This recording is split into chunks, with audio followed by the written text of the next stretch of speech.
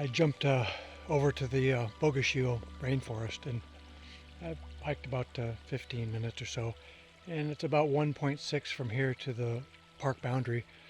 So anyway, just enjoying the sunlight. It warmed up quite a bit, and I have visited this before. Last time I was here, I think it was last spring, about this time, and it was raining, and I couldn't really do much.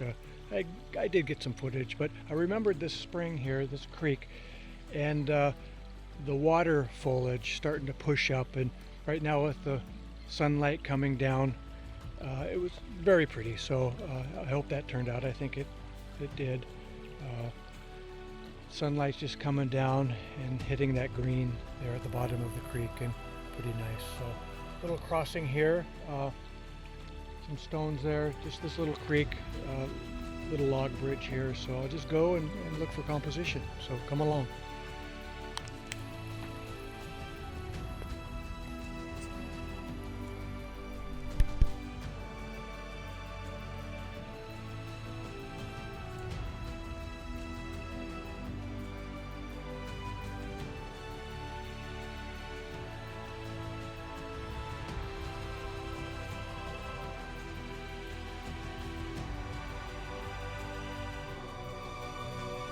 There's a rainforest giant just about at the park boundary, and these will become more prevalent as I continue. Rivers in the background, the Bogachiel, part of the Forks River network. Nice tree. So I just took a little side path. That's the Bogachiel River right down there. And this side of the bank is pretty much all eroded. But years ago, me and a couple guys took our steelhead rods and our waders, hiked all the way in here, and then crossed over, and then found a nice slot on the other side. I wish there was a way to access it, but I just don't know how to do it now, and I don't have waders. So the river just meanders on down and turns that corner down below.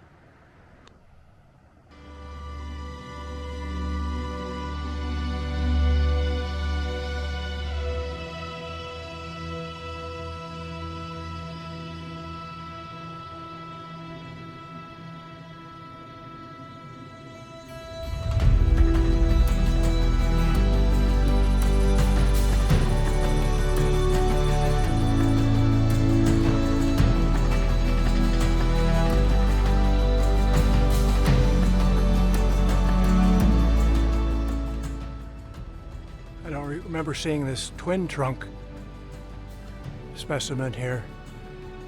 It's pretty cool.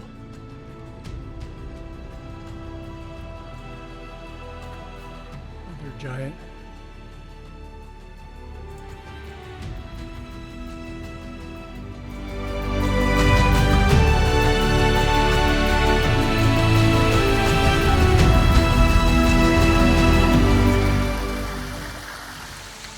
Well, I hiked about 1.6, which is the boundary to the park, and then crossed over a stream, and then probably went 0.5 miles into the park itself, and the landscape really didn't change much, and I didn't find any composition in there. So turned around and came back, although I skirted the main trail and what's called a wetland loop trail, and it's just incredible wet and marshy and grassland, and which I hadn't done before last year or even previously. So this little loop is new to me, and came upon this little micro fall here, and thought I'd take a minute and just catch my breath. So just hoofing it back. The main trail should be up here shortly, and then press onto the car.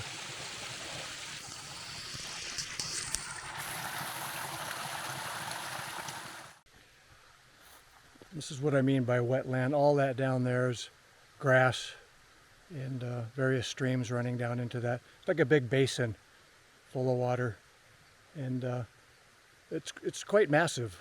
I've been hiking around it for about a half hour now, and it just keeps extending on down.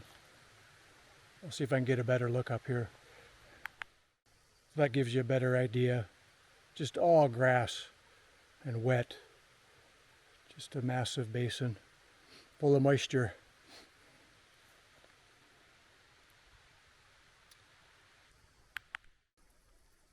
There, you can see more clearly, I assume you can, with that water running through there. Just all wet. Back at the trailhead. I started about 11, quarter to 2 now, so just under 3-hour hike, and didn't find a whole lot of composition. I found a couple shots though and took them. So what a day though. I had to take off clothes. Beautiful. So I'm going to go back, get squared away, and then if you want to follow along, I'm going to hit Rialto Beach. So again, Olympic National Park was second beach this morning, and then the Bogachiel Rainforest, Bogachiel Trail in the Olympic National Park. I just passed over the park boundary, as I mentioned earlier, and I'll regroup, and then it's Rialto Beach for sunset, hoping that might be some cloud cover to give it some color, and come what may, I'm going to go get it. So if you want to follow along, I'll see you later.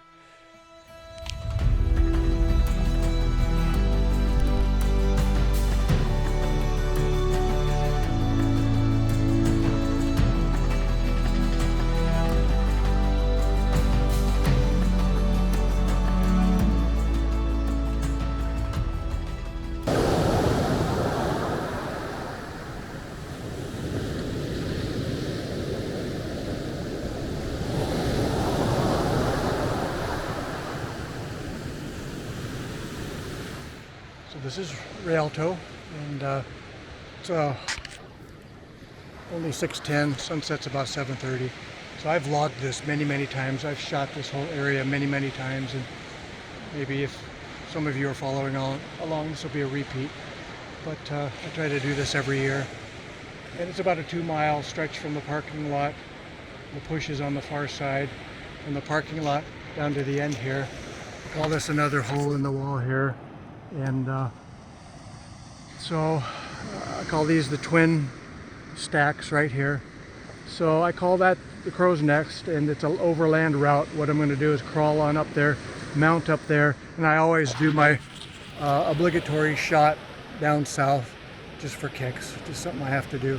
So I'll perch up there and see what the sun does. It's I don't know if I'll get a composition or not for sunset, but I've looked at a few things on the way in with potential. But once that sun starts going down, in order to capture that, I've got to scramble back to those areas. So anyway, I'm going to climb on up there, and I'll introduce you again once I get up there.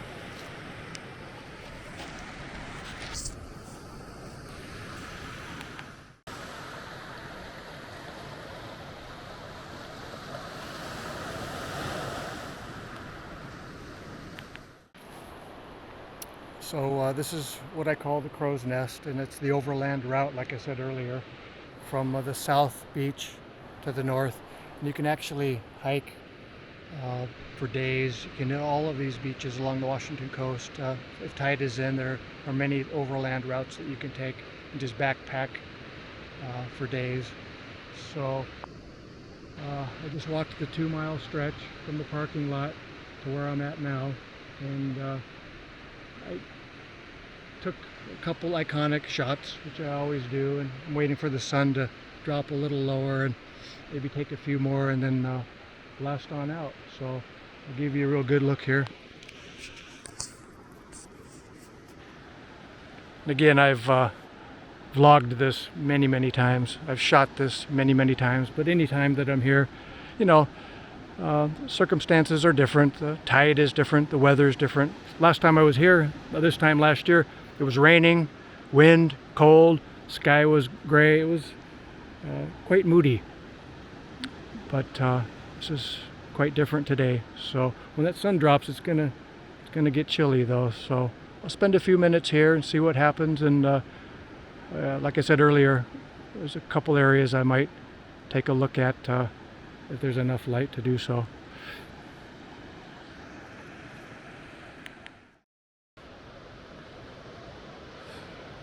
So due west and North Beach, Rialto Beach, Washington State, Olympic National Park.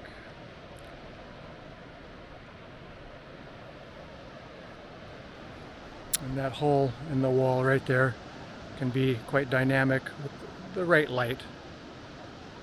I've captured some of these holes with the light just coming through there and the waves just all illuminated. Sometimes it works out good, but it's all timing. These people actually, the tide's low enough, they skirted around that stack there so they can climb around there on the rocks. And tide pool. And when the tide is out, it's phenomenal. Like I said earlier, starfish and anemones, and just great for tide pooling. The furthest north that I've been here is to that point out there, and that was last year about this time.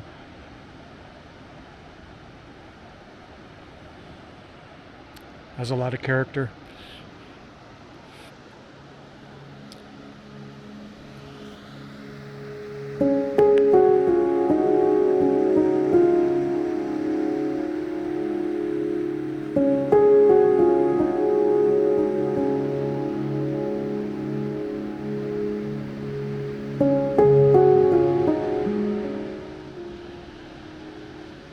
It's 6:45 now. I think I'll take my last shot from here at 7 and shoot on down and set something up near that flat slab there, shooting this way, the sunset over here. I don't know, try to work up some sort of composition.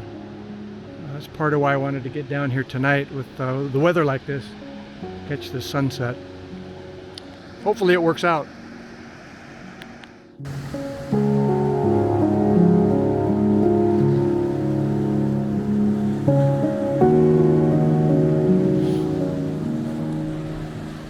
I was thinking these boulders in the foreground, that sun sinking down behind that stack out there, get some color on the horizon. If I catch it before it sinks, maybe catch some of that glimmer on the water. I don't know, it's hard to call, but I'll go for it, take what I can get. So that bluff right there to the right, the land bridge I hiked up over, and where it dips down, perched up on that and then shot this way. And the 3 stacks there. And this is that big flat plate that was so prominent from up above. And about 2 miles back to the parking lot, and the push at the very end.